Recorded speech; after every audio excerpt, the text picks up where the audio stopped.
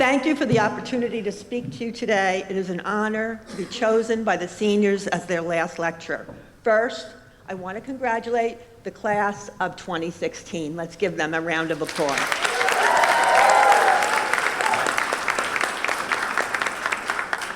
As your last lecturer, I feel it is my duty to inspire you and equip you with important information which you can take into the working world that you are about to enter. I was inspired to write this speech by a student who raised his hand during the middle of one of my classes, just out of the blue, and asked, "Dr. Capriotti, were you born in the mid-20th century?" I hesitated for a minute, and I said, "Yeah, I probably was, 1956, mid-20th century, boy, that's really." So he said, "You're a baby boomer, right?" I said, "Yeah." He goes, "Oh, that explains a lot."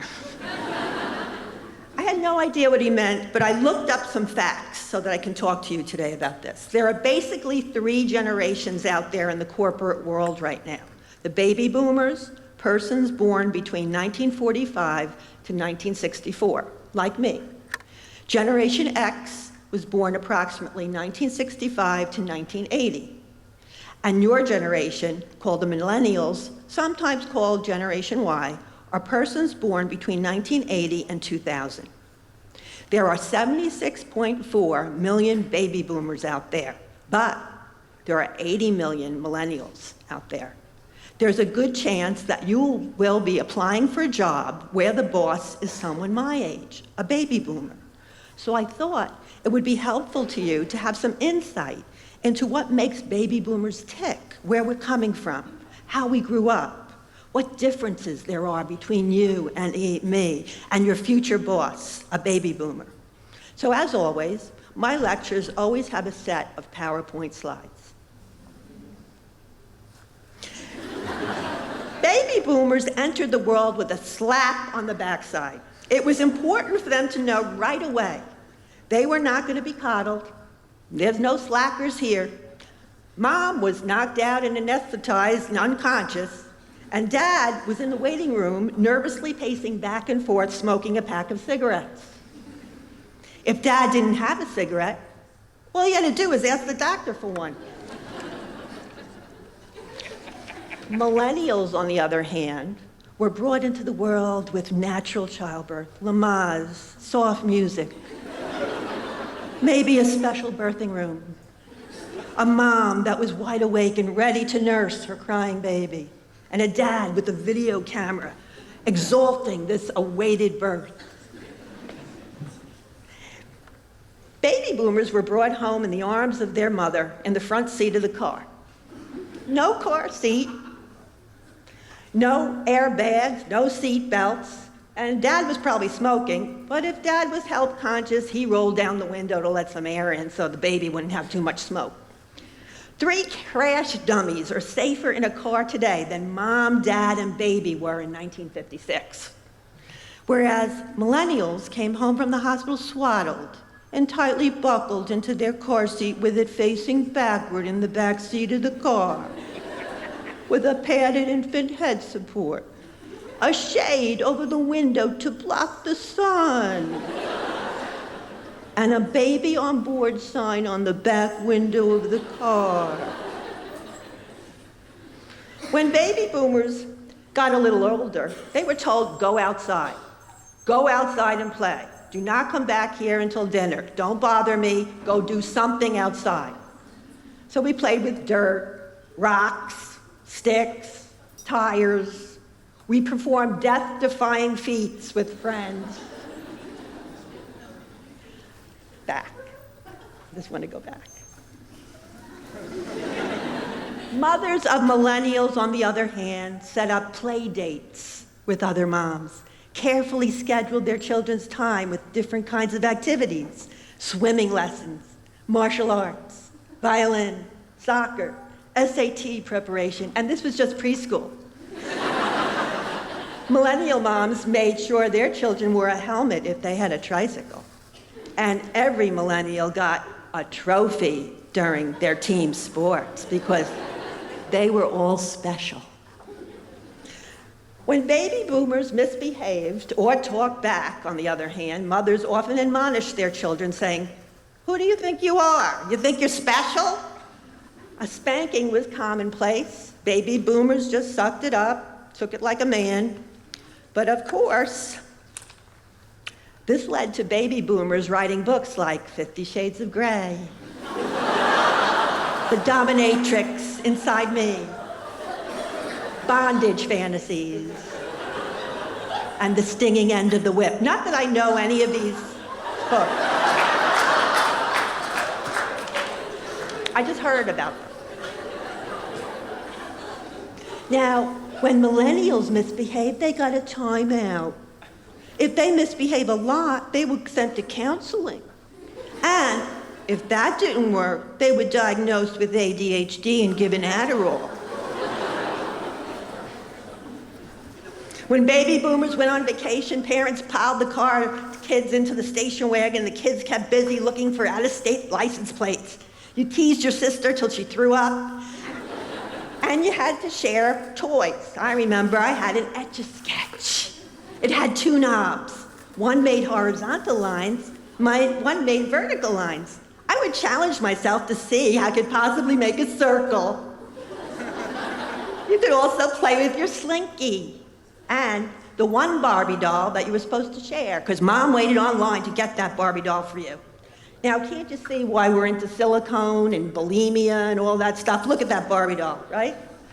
Millennials on a road trip, on the other hand, were given video game devices each, individual sets of headphones, TV screens built into the seats, personalized snack packs, and road trip travel binders that were labeled with each of your names.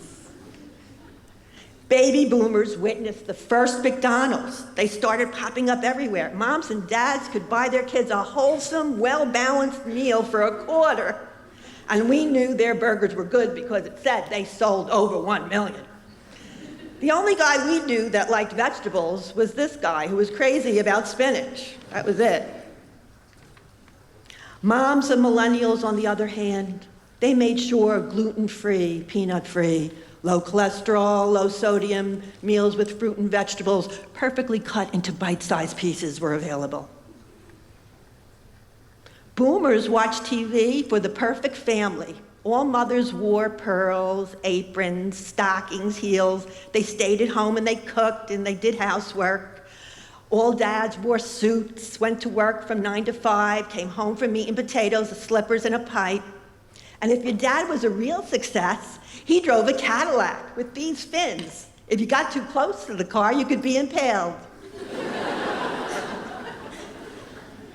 Millennials, on the other hand, have the Kardashians and Honey Boo Boo as their examples of a perfect family. This was the high-tech communication device that baby boomers used. It had a rotary dial. It weighed about 90 pounds. It could serve as a weapon if you threw it at somebody, and we did in my house.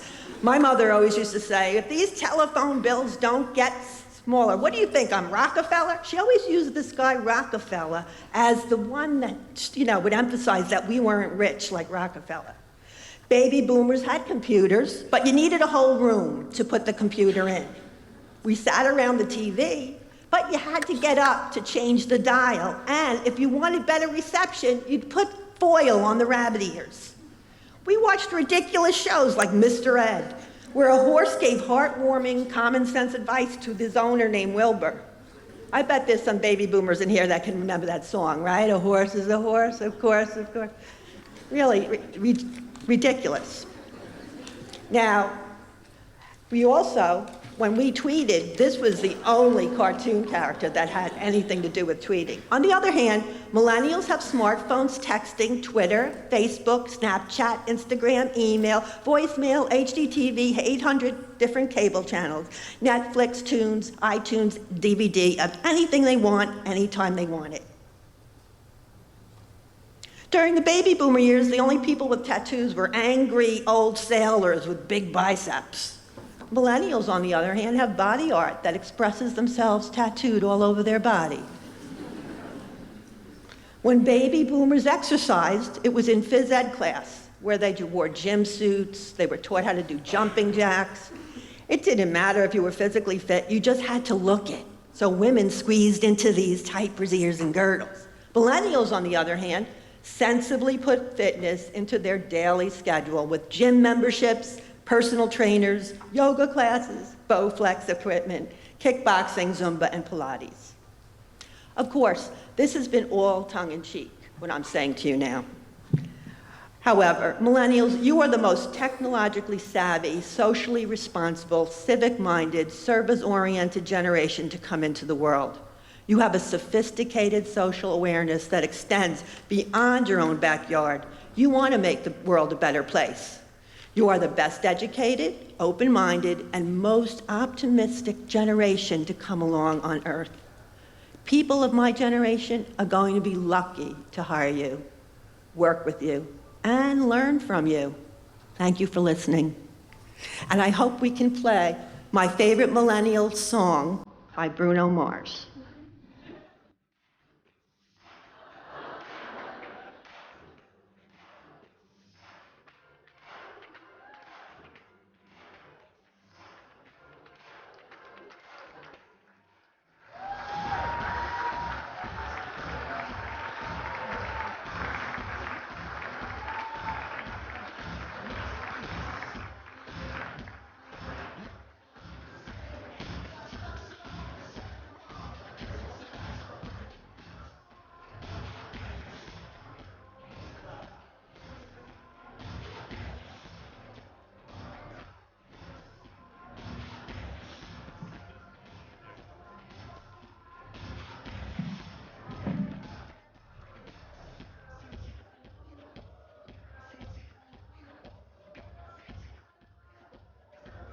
Sir Teresa Capriotti, that was a great speech.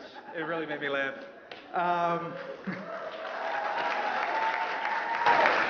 As we prepare for the toast to the class of 2016, please join us in singing the Villanova University alma mater. The words are located on your handout. When the twilight shadows gather out upon the campus green, when the blue and purple night comes stealing on the scene, loyal heirs of Villanova sing a hymn of praise to our dear old alma mater and our college days. Villanova, Villanova, when we leave your sheltering walls, we shall leave an echo ringing through your treasured halls. We will leave an echo ringing in the silent night, while our memories are singing of the blue and white. When the last big game is over and the last roll call is heard, when the oldest pedagogue has had the final word, we shall come to alma mater in our dreams again, with a prayer for Villanova and a sweet amen. May we always remember and cherish our time here together at Villanova. So if you already haven't drank your champagne, here's the class of 2016.